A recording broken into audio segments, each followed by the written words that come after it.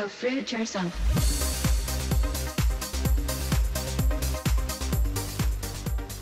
Uproar over the winner of The Biggest Loser, who some are saying lost too much weight.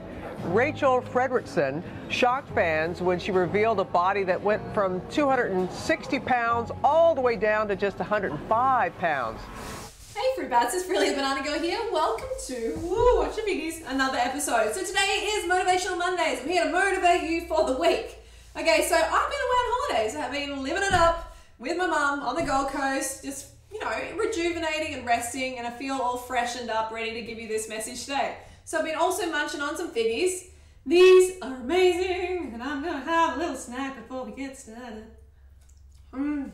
Yeah, really good. So today's topic is one that I'm really passionate about, and that's starvation. Starvation, and specifically about The Biggest Loser competition and Rachel Fredrickson. Okay, some of you may not know who Rachel Fredrickson is. If you don't, well, Rachel is a girl who lost 60% of her body weight on the latest Biggest Loser. She came home, just spit out fig, to win the $250,000. Huge amount of money and a huge amount of weight. She lost 155 pounds off her frame. So that was what I used to weigh. She lost that off her frame in a very, very short period of time. So a lot of people are like, they give it a crap. They're like, you're too skinny. You're too skinny. That was too quick. Blah, blah, blah, blah, blah. And other people have been like, make a video about it. Tell me what you think, really. Do you think she's too skinny? Well, do I think she's too skinny? No, I don't think she's too skinny. But did she get there the healthy way? That is what the issue is here.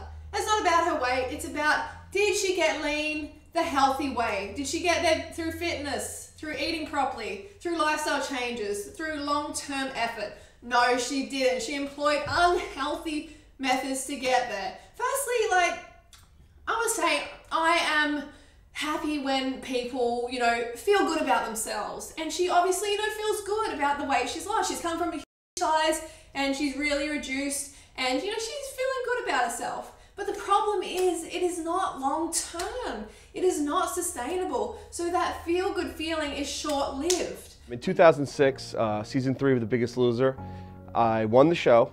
When the show ended, I got down to 193 pounds. I started off at 407, so that was a weight loss of 214 pounds. After about a year and a half, I started to put the weight on, and within another year and a half, I got back to 368 pounds. When you've got those results through under eating, I'm talking 1,000 to 1,600 calories per day. Okay, for someone who's obese, that is terrible. You know, when you're obese, you need a constant supply of glucose to the brain in order to burn fat efficiently. And with 1,600 calories or even 1,200 calories, that is nowhere near enough. So people start to go into ketosis, they start to lose water weight, their body dehydrates. So they see this weight loss on the scales and they're like, yippee, woo, I've lost weight, this is awesome, it's working. But it's not working because you are dehydrating your body. Ryan Benson, winner of the hit NBC reality show The Biggest Loser's first season, has regained nearly all the weight he lost on the show. So before that final weigh-in that's going to decide the winner, and for her, $250,000 on the line, what did you do to get ready?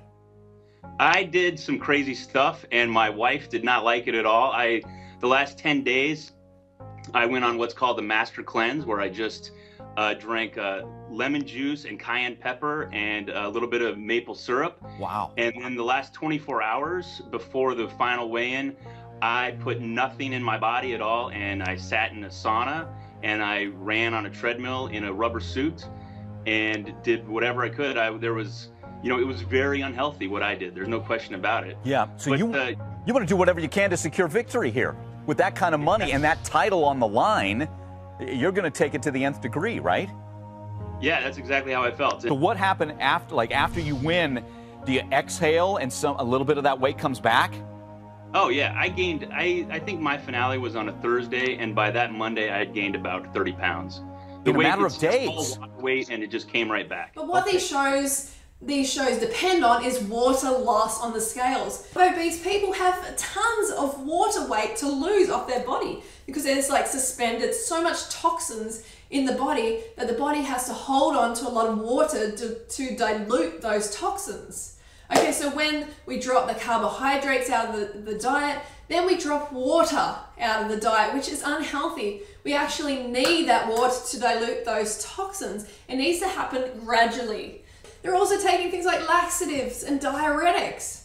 So you can see that she got there the really unhealthy way. Mark my words, she will put weight back on, whether it's a couple of months, whether it's a couple of years, because the brain, the body, nature teaches you that you need to change your lifestyle. You can't just get these quick fix results.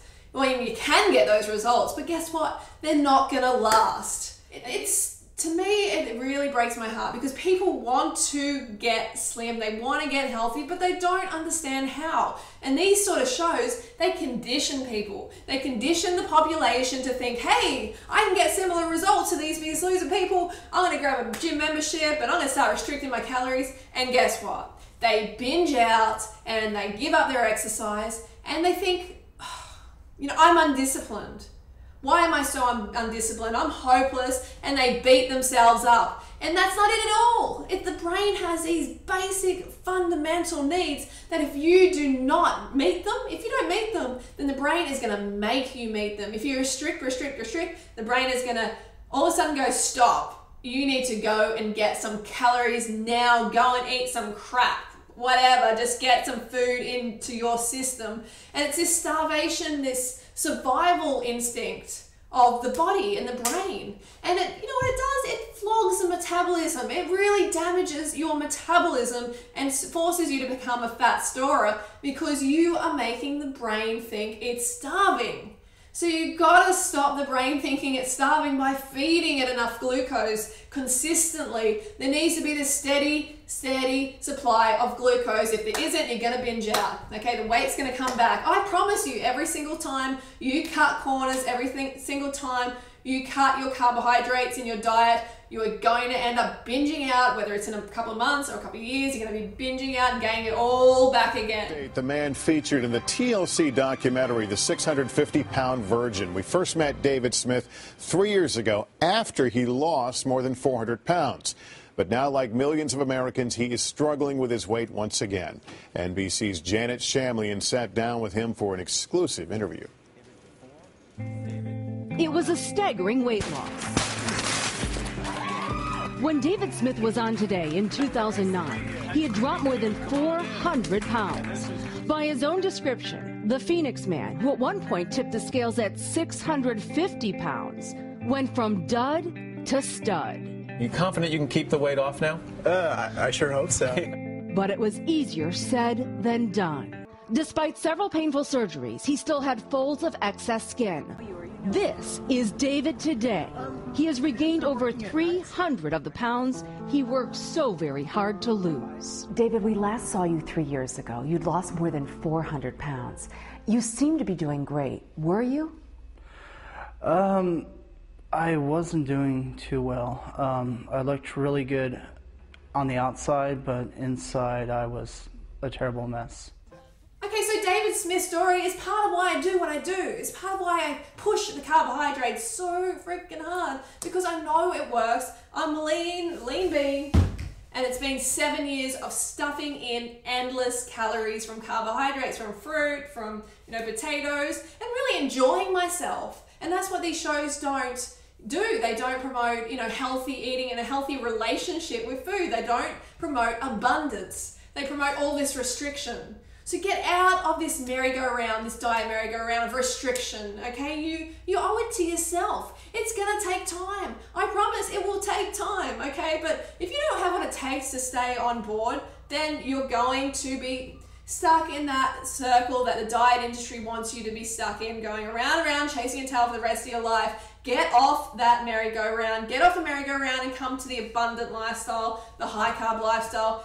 It works. That's all I can basically say is it works, and you gotta give it long enough. All right, so that is my message today. Hope it helped. Don't forget to go fruit, or root yourself, and I will see you for What I Eat Wednesdays. Hey everyone, and I'm Trisha, the resident YouTube fat girl. Yes. A controversial new diet regime is out, folks. Really cut back on your carbs, you will lose fat.